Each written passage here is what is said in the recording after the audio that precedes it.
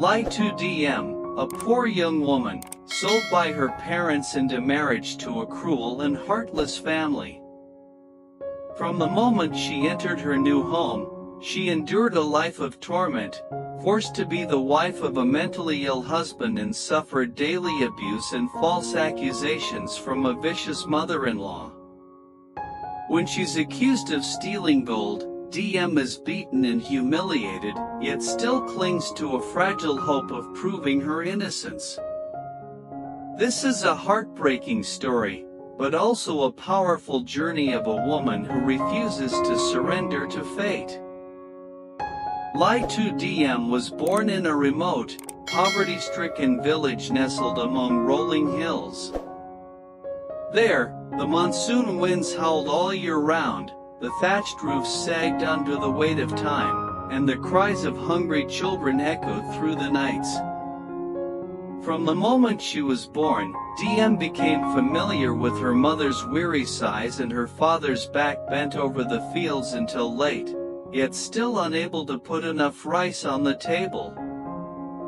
Her family was so poor that they didn't even have a single decent outfit.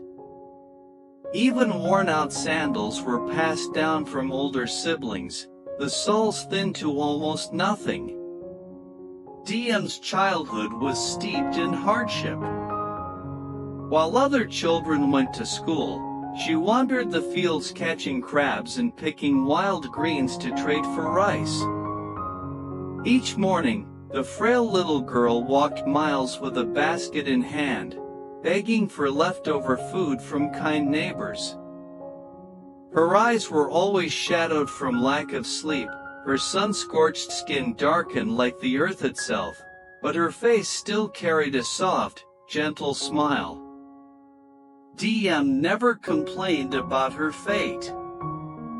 All she ever wished for was her parents' health and enough food to keep her siblings from going hungry. But life rarely shows mercy for long. When her parents fell ill and could no longer work, the crushing weight of survival broke whatever hope remained. In desperation, they made the most heartbreaking decision of their lives, selling their daughter to a stranger in exchange for a few gold pieces for medicine. Diem didn't cry. She only silently held her mother's hand one last time, her eyes filled with confusion and a pain too deep for words. She was led away like an object, leaving behind a childhood full of hardship but also the warmth of familial love. The buyer was Madame Tuet, a woman infamous in the region for her cruelty and greed. Everyone knew she was wealthy but miserly, her words as sharp as knives, having driven many servants to the brink of collapse. Tuet didn't buy Diem out of pity. She bought her to become the wife of her mentally ill son, the boy everyone in the village called Crazy Try. Whispers spread through the village, some were sympathetic, others mocking, but no one could change the fate of a girl sold like a lifeless commodity. From the moment she entered that house, Diem stepped into a different world, one that was cold, dark, and full of danger. The young girl was forced into a lifelong bond with a man who couldn't even understand what love was, lost in his own mind, laughing and crying unpredictably. Every morning, Diem rose before dawn, heading to the fields alone to cut grass, carrying heavy baskets of feed for the cattle and fish. Long before the sun rose high, her back was soaked with sweat. Her once delicate hands became rough and calloused from shovels, sickles, and the weight of burdens far too heavy for someone her age. She asked for nothing luxurious, only to live in peace. But in Madame Tuet's house, peace was a distant dream. Harsh words, watchful eyes, and constant scorn surrounded Diem.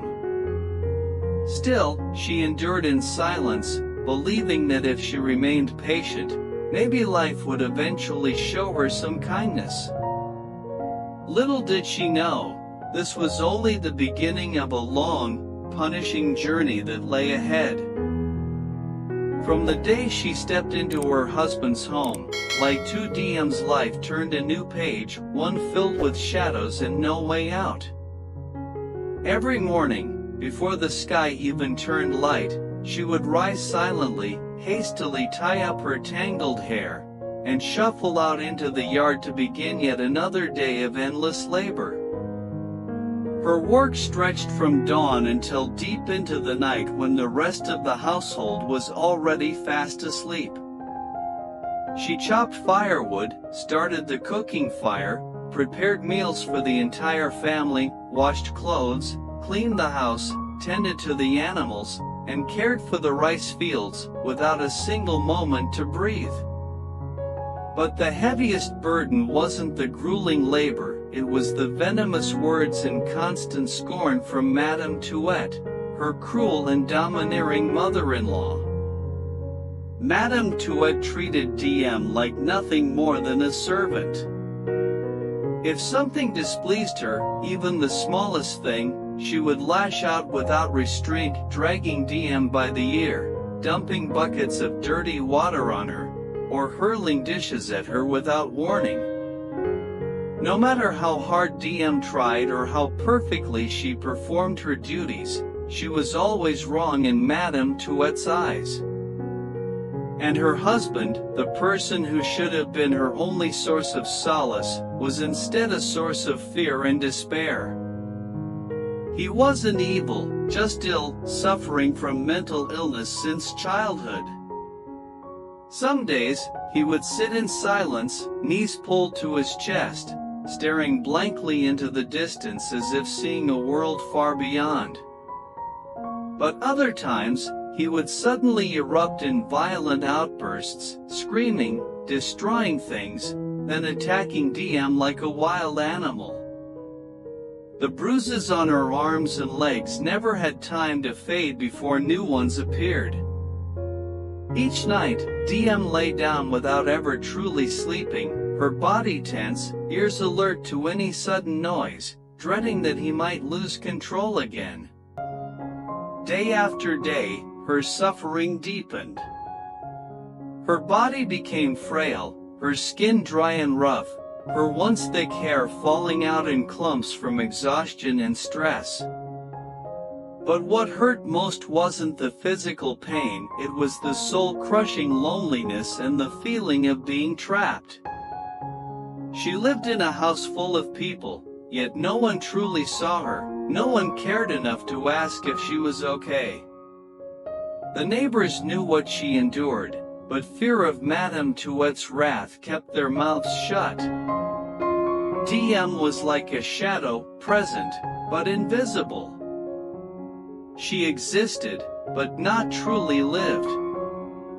Many times, Diem asked herself, am I really alive, or just barely surviving? And yet, every time she was on the verge of collapsing, she clenched her fists, swallowed her tears, and kept going. Because if she gave up, who would prove that she too was a human being, someone who deserved to be loved, to be treated with dignity, to live a life of her own? In the seemingly endless spiral of darkness, Diem still quietly held onto a glimmer of hope, small but steadfast. She refused to believe that life was nothing but suffering.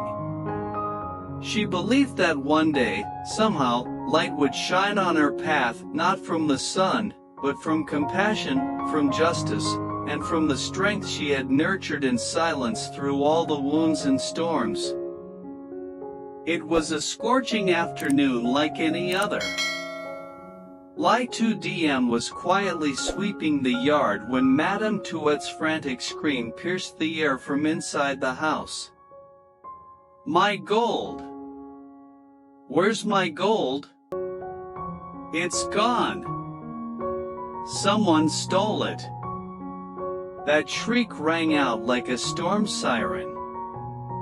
Before Diem could even process what was happening, Madame Tuat burst out of her room, her face flushed with rage, eyes wide with fury. "You little thief! It's you, isn't it? Who else could have taken it?" she yelled, jabbing a finger at Diem. Shocked, Diem instinctively stepped back, her hands trembling. I don't know anything. I swear I didn't touch anything in the room." But her words meant nothing. Madame Tuat wasn't listening, she didn't need proof, didn't want to hear reason. Like a beast provoked, she lunged forward, grabbed Diem by the hair, and began slapping her violently. "Still denying it? After all I've done for you? I gave you food, shelter, and now you steal from me?" Diem's cheeks burned with pain, her mouth bled. She collapsed onto the cracked, sun-baked ground, crying and begging between sobs. "I didn't take anything. I swear. Please stop." But no one heard her. Madame Tuat's fury only grew, her words like venom, her blows relentless. The commotion soon drew curious neighbors. Some stood and watched. Others whispered among themselves. Heard she lost a few gold pieces. That girl always looked a bit sly, didn't she? Well, who knows, that household's always a mess. Though a few faces showed sympathy, no one dared intervene. No one wanted to cross Madame Tuat, the region's most feared and sharp-tongued woman. Diem lay sprawled on the dusty ground, her hair disheveled, her face streaked with blood and tears. She looked up at the patched, crumbling roof, once a place she had naively believed would offer shelter, even if not happiness. But it had turned into hell, one that crushed not only her body but her soul. That night, Diem huddled in a dark corner of the kitchen, her body bruised and broken, her spirit barely hanging on. She didn't eat, didn't sleep, just sat there hugging her knees, trembling. In that thick, oppressive darkness, she felt small, invisible, like a speck of dust trampled beneath life's feet. She had endured so much already, years of suffering and silent submission, and yet this baseless accusation, was more than she could bear. There were moments when the thought crept in, to give up. To end it all. But amid that whirlwind of pain and confusion, a faint light flickered in her chest, weak, but stubborn. A whisper in her heart. You have to live. Live to prove your innocence. Live to reclaim your dignity. Live, even in darkness, so you are not buried like someone who never existed. No matter how deep the despair, Diem still clung to the belief that truth would one day prevail. She had done nothing wrong. And if life refused to hand her justice, she would rise and fight for it herself. Because she was not just a shadow. She was human. And she deserved more than this cruel silence.